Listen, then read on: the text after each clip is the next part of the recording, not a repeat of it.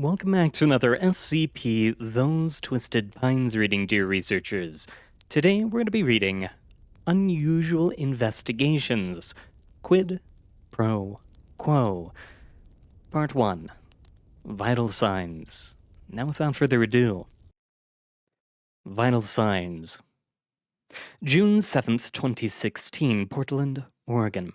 Agent Sasha Merlot sat at an empty table in a quiet coffee shop, tapping her fingers as she stared out the window. The sky was predictably overcast. A younger person in plain clothes slid into a seat across from her. Sasha Merlot? You have an ounce of perception, she said cryptically, still staring out the window. More like an pound of obscure, they muttered.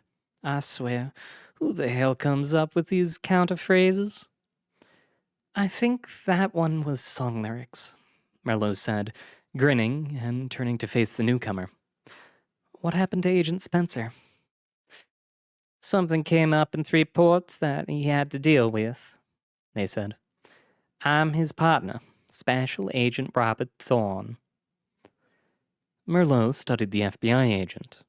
Thorne was noticeably younger than her, with close-cropped auburn hair that framed a youthful face, but they projected an aura of calm confidence that Merlot knew came only from experience. It felt like looking back across a decade of time into a mirror. Why does that name sound familiar? Merlot asked. She was genuinely curious. She was also using the question as a conversational gambit to get a feel for the other agent. She had come prepared to make her pitch to the notoriously hard-lined Spencer, and was now having to mentally rewrite her planned speech. Thorne blinked and glanced down at the table. You're probably thinking of my mother. Merlot ran the name through her mind a few more times, trying to dislodge any stuck memories. Then she remembered. You mean Florence Thorne? Thorne nodded, still looking down at the table. We've actually met before at a funeral. They looked up and met Merlot's gaze, expression inscrutable. You left early. A brief recollection of a gangly teenager with eyes full of anger flashed through Merlot's mind. Sorry, she said. There were a lot of people there who weren't too happy about my departure from the Bureau. Thorne shrugged. I wasn't blaming you. They drummed their fingers on the table. But I doubt this is why you're asking for a meeting, is it? Merlot inhaled briefly and chewed her lower lip. I know Anderson is operating out of 3 Portlands. Thorne stared at her for a moment before giving a short laugh. Heh, so that kind of meeting. Guess that tracks for you. They folded their arms on the table and leaned forward slightly. What makes you think your white whale is hiding out in the weird city? Merlot shifted in her seat, unsettled by Thorne's knowledge of her vendetta with Anderson. She pressed on regardless. Are you guys still running Plan Pro? Thorne's gaze hardened. That's classified. You know what it is, though, right? They nodded slightly. Well, when I joined the Bureau back in '02, the first thing they put me on was analysis of Plan Pro traffic. You know, finding movement patterns, trying to identify specific smuggling routes. I even worked with your mom for a little bit on a related case of hers.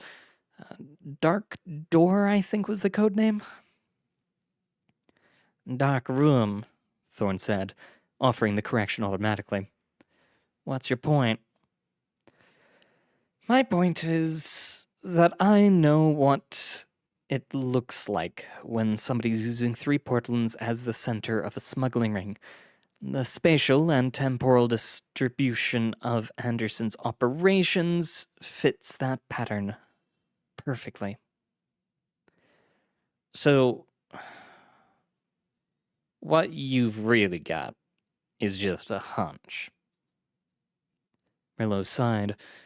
Thorn, quit bullshitting me. I've played your side of this game before. I know he's in Portland's. You know he's in Portland's. We're just wondering who told me he was in Portland's. Now, we can keep going in circles like this, or you can accept that I'm not going to burn an informant. Your choice. Thorn studied her quietly, frowning ever so slightly. You called this meeting, Agent Merlot. Obviously, you need something from us, or else you wouldn't be here. Merlot reached into her jacket and removed an envelope, which she placed on the table between them. Thorn looked at it curiously. Quid pro quo, Merlot explained. This contains a list of 5 fugitive power criminals currently wanted by the UIU, along with their last known locations as of 6 p.m. yesterday. I tell you how to find your guys, you tell me how to find mine. Thorn stared at the envelope, considering. You're right, of course, they finally said. I suppose it was really only a matter of time until you found out. It's not exactly like he was being subtle about it, what with the giant sign on the building. So why hasn't the Bureau moved against him? Why haven't you caught him yet? Merlot gritted her teeth. He is really good at not getting caught. Bingo, Thorn said, making a finger gun gesture in her direction. Strictly speaking, he hasn't actually done anything illegal. Not that we can prove, anyways, and not for lack of trying. And even if we could pin anything concrete on him, moving against him would be difficult. How so? Imagine trying to arrest Jesus Christ in the middle of the Vatican. That bad, huh? Worse. Half the city seems to think he's going to single-handedly reassemble McCain, and the rest think he's some sort of anti-Foundation Robin Hood. He'd have to murder someone in broad daylight before we could move on him, and even then, the case would need to be ironclad. There were several seconds of silence as they each considered this. I'm not bound by the same restrictions, Merlot said quietly. I just need to know where he is. Thorn laughed. Right, because you think, after all that, we're just going to waive the Hoover mandate and let you guys grab him off the street of a paranormal enclave. They paused, expression becoming serious again. And no offense, Merlot, but from what I understand, you don't have the best track record on this. Better than you, she said. Thorn smiled wryly. Fair enough. Well, that doesn't explain how you intend to get around the fact that you're barred from operating in Portlands. Simple. I'm not going to do anything in 3 Portlands. Thorn raised an eyebrow. What are you planning? Anderson's operations might be centralized in 3 ports, but he's got dozens of Earthside facilities that we still haven't located. Odds are good that they're all connected to or in contact with the headquarters in 3 Portlands, and I'm willing to bet money that the Bureau's been monitoring that place to see what he's up to. Thorn nodded. Right. And you think that we can just tell you where Anderson's satellite facilities are so you can move in and dismantle his operations piecemeal? Pretty much, yeah. Thorn sighed. As much as I love the idea of handing you electric Jesus on a platter, we're as in the dark as you are in this case. You're right that we've got his HQ under surveillance, but he doesn't use the public way network. We think he's got some kind of private nexus set up that he's using for shipping and logistics, but for all we know, he could be operating everything around. He's definitely got the power for it. Merlot nodded in disappointed acceptance. That's distressingly typical at this point. Right. When I think I've finally got him, it turns out he was 2 steps ahead the entire time. She sighed, then stood up in preparation to leave. Thanks for your time anyways, Agent Thorne. It was good to meet you again. Likewise, I'm just sorry there's not more I can do. Well, if you turn up any leads that could use some extra legal action, you know how to contact me. She slid the envelope across the table to Thorne. Go ahead and keep that. Maybe your lot will have better luck than mine. Thorne watched the older woman depart, before turning to stare at the envelope some more.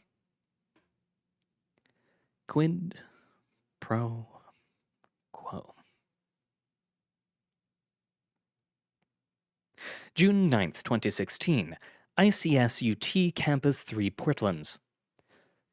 Now arriving at Memorial Park Station. Nearby points of interest include ICSUT Portlands, the City Consulate, and the 7th Ocular War Monument. The next stop along this route is at Milk Box Boulevard and Hobgoblin Street. The canned voice of the streetcar announcer paused before repeating the same message in Celtic. Thorne waved their transit pass at the ticket golem as they stepped off the trolley. The summer break meant that the station platform was comparatively empty for a Thursday, which made it easy for Thorne to navigate by muscle memory. They had made the short walk to the ICSUT campus almost every day for 4 years, and could now reliably do it with their eyes closed, even this many years later. The campus sphinx was waiting by the gate, head between her paws and tail twitching lazily. There were several competing stories about where she had come from and how the school administration had acquired her allegiance, but Thorne thought it was most likely she just enjoyed tormenting students. "Morning, Fix," Thorne said. "Can you open these gates, please? I just need to use the library." The Sphinx raised her head and fixed Thorne with a stare. "To pass through this gate, you must first answer my riddle." Thorne sighed. "Not this again." "What is your student ID number?" Thorne blinked. "Fix, that's not a riddle." "I know," she pouted. "They stopped letting me ask real riddles after I locked the Vice Dean out." Thorne took out their wallet and removed their alumni card, holding it up for the Sphinx to see. "Here, is this good enough, or do you need me to read it out for you?" "Go ahead," she said, a dejected note in her voice. As she put her head back down, the gate began to open of its own accord. Glancing between the open gate and the miserable Sphinx, Thorne made a poor decision. "If it'll make you feel better, you can ask me a riddle anyways." The Sphinx's head immediately shot up. A wicked glint in her eyes, she said, "In me you can find the truth. I am not math, but I possess a proof. What am I?" Thorne paused for a moment, then said, "Liquor." The Sphinx grinned. "You're much cleverer than the Vice Dean. He kept answering that the riddle was a trial." Thorne snorted. "He doesn't know many lawyers, then." They waved a hand at the Sphinx as they started walking towards the library. "Later, Fix." The library was located at the center of campus, and was part of the intricate web of architectural sorcery that kept the complex anchored in place relative to the rest of the buildings in Three Portlands, which were all gradually drifting towards the exterior boundary of the city to be shunted off into the outside. The ring-shaped building that housed the library formed the innermost circle of a 3-tiered warding geometry, and completely encircled the Servine clock tower that was the focal point of the campus and its enchantments. The sheer amount of Eve being focused through the library and clock tower meant that, as an unintended consequence, the tower's clock phase could be read by its aspect radiation shadow, even through solid objects, and could still be reliably seen as much as a mile away, at least by an observer like Thorn. Unfortunately, the same aspect radiation that made the clock visible also had a tendency to disrupt its inner workings, and so the clock tower was rarely accurate. At the moment, it was indicating that it was 72 minutes past a large lemon. Despite their best efforts, the old oak doors gave a torturous creak as Thorn pushed them open, drawing the attention of the desk librarian. Opening his mouth to deliver a sharp admonishment, he stopped and smiled when he saw them. "Robin," he said, voice barely above a whisper, "don't tell me you've changed your mind about postgrad courses?" "I'm afraid not, Professor Holcomb," Thorne said. "Sorry to disappoint, but I'm just here to do some research." He nodded sagely, unsurprised. "Of course, the library's always open to you if you need it." "And what about the library?" Holcomb's expression sombered. "I'm quite certain that our collection is extensive when it comes to occult theory. There's no need—" Thorne held up a hand to cut him off. "Professor, I'm not trying to impugn your reputation as an archivist. I just figured you wouldn't want me summoning an outsider in here." "Oh." He considered this. "Yes, that would be far from ideal." He paused. "Do you mind my asking what you require the services of a daemon for?" "Just trying to compensate for some gaps in my caste and proficiencies. You know I was never the best at evocations." They shrugged, trying to appear nonchalant despite the conversation topic. "So, library?" He nodded. "Of course, the way is where it's always been, but the door code's likely been changed since you last used it. I believe it's Delta Rho 97 now." "Thanks, Professor." Thorne waved a hand at him before returning and heading deeper into the library. Although it paled in comparison to the immensity and complexity of the library, the ICSUT library had its fair share of spatial anomalies, a result of both the immense amounts of Eve surrounding and permeating the library, and some of the more esoteric volumes housed in its repertoires. Taking care to avoid the catalog sections indexed with complex numbers, Thorne picked their way through the shelves until they reached a nondescript door tucked away in an isolated alcove. There was no sign on the door indicating what was behind it, and if not for the alphanumeric keypad next to it, it might have been mistaken for a janitorial closet by a casual observer. Thorne punched in the code that Professor Holcomb had given them, causing the door to swing open to reveal an empty closet. Thorne stepped into the room and shut the door behind them. They paused for a moment, then whispered into the darkness. "By this art, you may contemplate the variation of the first 23 letters." Thorne instantly sensed a spike of aspect radiation as the way reacted to the words of Borges.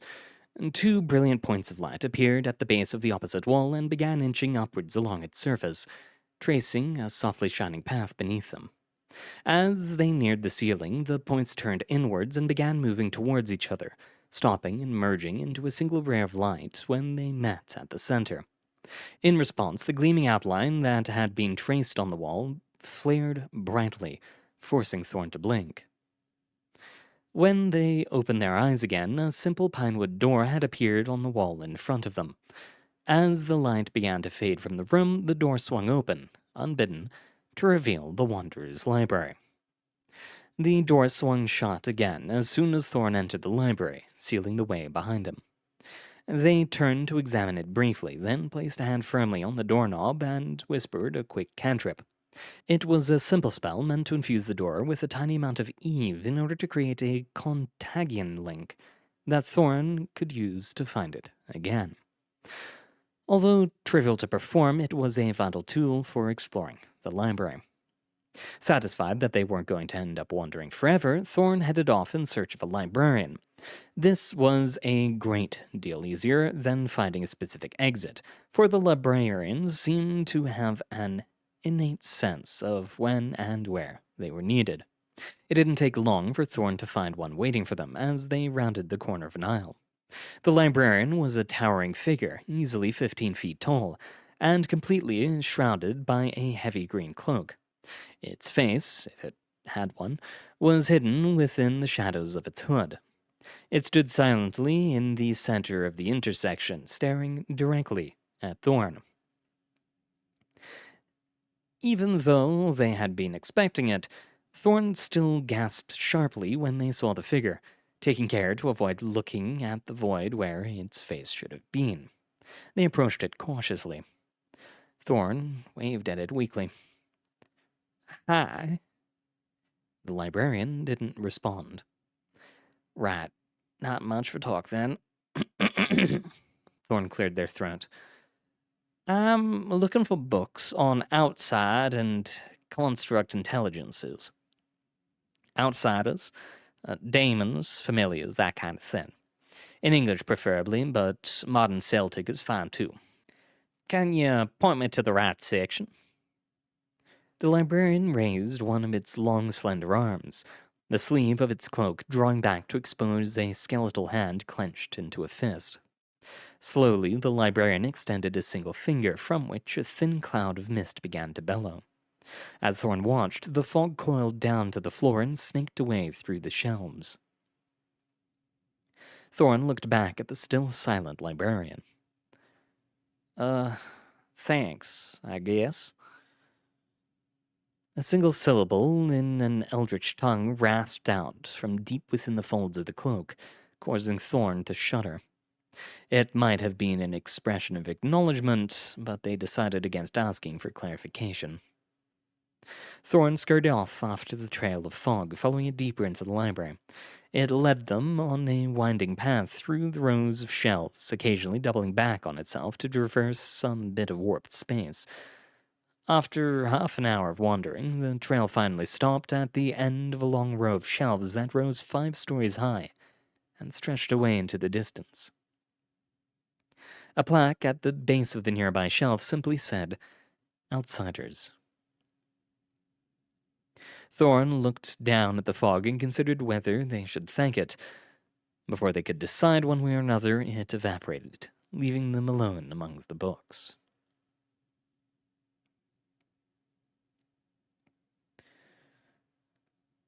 "Looking for anything specific?" Thorn glanced over her shoulder to see an Asian woman wearing a beat-up bomber jacket sitting at a nearby table looking at them over the top of a book titled Der Nischwanderer. A small golden apple charm hung from her neck. "I'm not really sure," Thorn said truthfully. "Mood," she muttered. "Maybe I can help?" Thorn shrugged. "Sure, I'll take it. Better than browsing for the next week." "I assume you have a specific goal in mind. Not many people go researching outsiders on a lark." "I need constructed intelligence for..." Thorn paused. "To help with a complex evocation." Working familiar. Gotcha." She hummed softly. "Try starting with On the Outer Daemons Most Amiable. I think the author is Litherland? Yeah, that's it. Tej Litherland. You want the one annotated by LR, though. Should be on the second story, about 12 shelves down." She gestured further up the aisle. "Litherland. Got it. Thanks for the help, Thorn paused.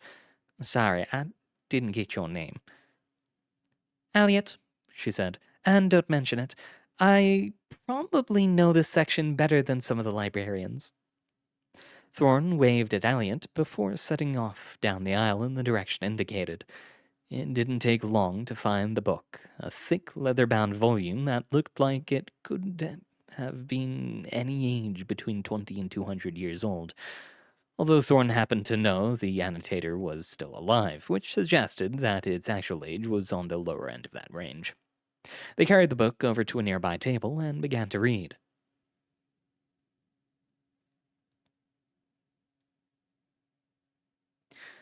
June 14th, 2016. Prometheus Plaza, 3 Portlands. So, how come you didn't ask Spencer to help?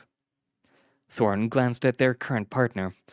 As usual, Renee Morin had chosen to forego the more formal attire that was common for UIU agents, and was instead wearing her normal plain clothes, including a battered Atlanta Aztecs baseball hat, with 2 holes cut into it for her ears to fit through.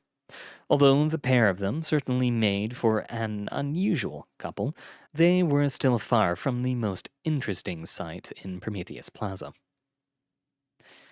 Can wouldn't appreciate us doing a favor for the Foundation, Thorn said, especially not one of questionable legality. Renee smirked. Is the question, is this legal? Because it totally is. And yet, here you are. She shrugged. I'm always up for a little P&E against Mickey D and their collaborators, she said, a hint of venom in her voice. She paused, then added, unofficially, of course. Well, if everything goes to plan, and I know just saying that has probably decreased the odds of that happening, there won't be any breaking involved in this antenna. Does anything ever go to plan when Anderson's involved? Not really, no, Thorn said. But he definitely isn't there. I'd be able to tell if he was, so maybe we'll have better luck. You really believe that? I'd like to. They turned to face Renee. You've got that charm I gave you? She nodded. And if that doesn't work, do you have the rune memorized? Renee crouched down and quickly drew a symbol in the dust. Like that? Thorn studied it for a moment before nodding. Yeah, that's good. The cat girl rubbed out the symbol with the back of her hand before standing up again. So, are we ready then? Probably not, Thorn said. They took a breath. Come on, Kit. Let's go make Hoover's ghost proud by conducting an illegal search of the headquarters of a community leader. Admittedly, the former FBI director probably hadn't envisioned his dirty tricks being carried out by an androgynous wizard and an impertinent catgirl, but Thorn was certain he would have approved of the nature of their planned operation. For some reason, that knowledge wasn't encouraging. Together, the 2 agents cut across the plaza towards the Anderson Robotics World Headquarters. Once upon a time, the building had housed the main 3 Portland's office of Prometheus Labs. In the aftermath of PL's breakup, the place had played host to a rotation of short-term tenants, including an abortive attempt at a Deer Technical Institute. For the past few years, however, it had been occupied by Anderson and his menagerie of robots, who had gradually turned the structure into an imposing corporate fortress. Holding their badge in front of them like a shield, Thorn strode past the peregrine units posted at the main entrance as security guards, acutely aware of the electric eyes tracking them. The robots made no move to stop them as they entered the lobby and approached the reception desk. Unlike the guards at the door, the man behind the desk actually looked human, though Thorn could immediately tell from the absence of any aura that he was a Saker android. He looked up as they approached, offering a courteous smile. Is there something I can help you with, agents? There's been a report of an escaped gas golem in the district, Thorn lied. We have reason to believe it might be in the building. We need to do a sweep of the ground floor to try and locate it before it asphyxiates someone. I'm afraid I've been instructed to not let federal agents perform any searches of the premises without a warrant, the android said, smiling with sincerity. Rini leaned forwards and put her hands on the edge of the desk. There are lives at stake here. That's exigent circumstances, and that means we don't need a warrant. She flexed her fingers ever so slightly, extending the tips of her claws just enough to scratch the finish of the desk. That makes what you are doing right now an obstruction of a federal agent's duties, so by all means, make us come back with a warrant. But if this thing ends up killing someone because you stole us, there will be serious consequences. The android slowly looked between the two of them, smile faltering. I suppose if there's a public safety hazard, I could let you perform a sweep with an escort. Fine, whatever lets us get this done, Rainey said. The android gestured towards one of the peregrine guarding the door. 578 accompany the agents while they perform their sweep. Do not allow them to leave the ground floor. Sci-HUD number 578 nodded. Understood. It turned to face the two agents. Please follow me. Do not attempt to leave my presence until we have returned to this location. As their escort began to march out the lobby, Thorne flashed a quick smile at the reception android. Your cooperation is appreciated.